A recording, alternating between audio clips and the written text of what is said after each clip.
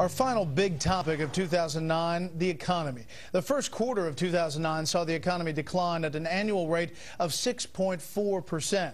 The government offered cash for old gas guzzlers during the summer, sparking auto sales, the cash for clunkers, you may remember. But the economy continued to hemorrhage jobs, the unemployment rate hitting 10.2% in October, the highest figure in 26 years. In early December, the president hosted a jobs summit at the White House. And this was the year, as you see the dates there on the timeline for the economy. We're back with the panel. AB, an overview. Well, I think that this, here we sit, still 1 in 5 American workers unemployed or underemployed. We're looking at a recovery where the economy is going to grow, but we're not going to see improvement in unemployment soon enough. This is still a huge, huge problem. We have deficits growing. We have to continue to provide unemployment benefits. We have no revenue coming into the government at the rates that we need to cut into the deficit. This is the political problem that the Democrats face. If, for some reason, unemployment were to turn around in time for the Democrats, either in 2010 or 2012, they could make a case that with financial services regulation, that with health care insurance security, that would be a component of economic security, and that they were going to move everything in the right direction. That only could be accompanied by a change in unemployment. If we don't see that, it's over. Yeah, Charles, it's a big if. But look, in the stimulus, only a fifth was spent in the year 09, which means that the majority of the money is going to be dumped in 10. Now, that I don't think it's an accident. Call me cynical, but that's an election year, so there'll be money dropping from the skies, which will probably keep us from having a double dip recession. Presidents who have recessions early in their first terms are lucky, and they get reelected. Reagan is a prime example. He had the same deep recession, but he had it in year 1. He lost a lot of seats and support in year 2, but he got a rebound and was reelected by a landslide. Obama could have that luck. He's going to lose senators and members of Congress in 02, but his reelection, I think, is on track.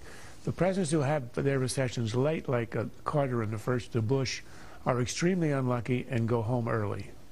Steve? Yeah, well, I think that comparison is apt, potentially with President Carter, but the concern I think you have to have for the economy, and if you're in the White House for President Obama, is that he's undertaken so many policies that are the antithesis of what I think many economists would suggest that you do in such a recession. They are anti-growth policies. You're talking about raising taxes on small business owners at a time when small business owners can least afford to pay additional taxes. You're talking about raising payroll taxes.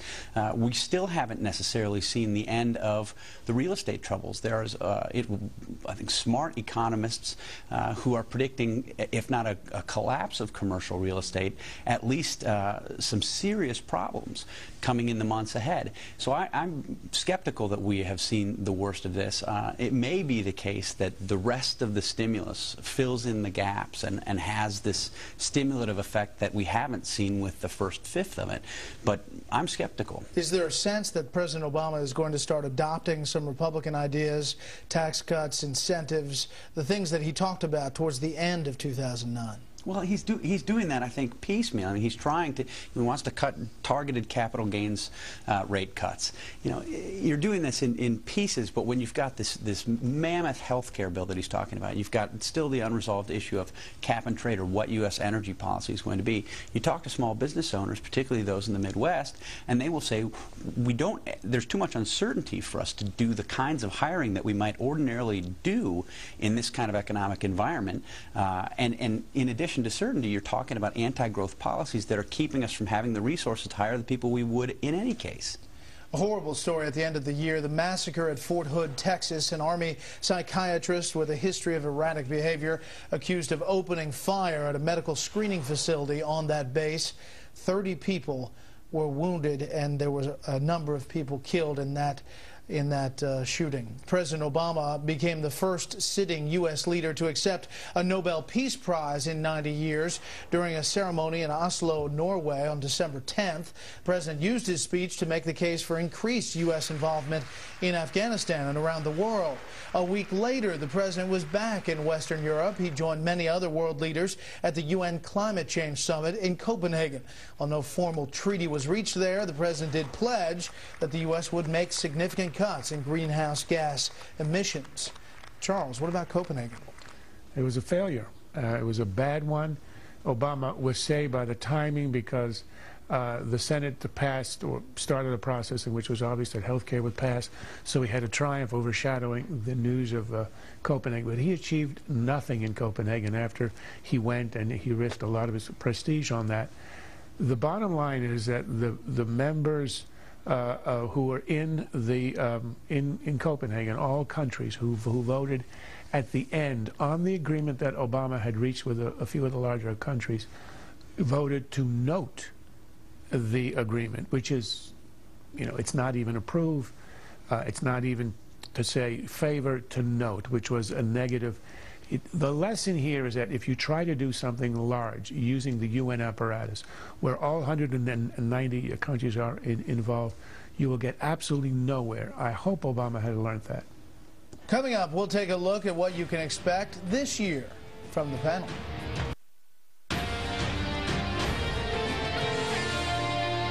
Welcome back. Let's go around the table quickly for predictions in 2010. Charles. As of today, the estate tax is 0. In exactly a year, it jumps to 50%. All through this year, rich uncles across America are going to be sleeping unsoundly. And I predict in December a rash of unexplained fatal accidents involving rich uncles and others who have money sacks. Happy New Year. Okay, AB. Well, unfortunately, the economy is going to drive all of the news, I think, this year. Also, voter anger over the economy and government spending. And I think, obviously, Afghanistan, we're going to see some casualties, and we're going to see how America accepts Obama's new policy in Afghanistan.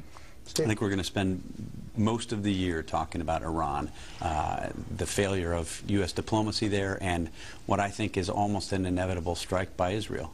We'll see what happens in the world after that, and we'll see whether, key question will be whether President Obama will support Israel when they strike or whether he won't. I don't usually make predictions, but here's one. White House Chief of Staff Rahm Emanuel drops out, runs for the Senate seat in Illinois, and Tom Daschle becomes Chief of Staff. There it is.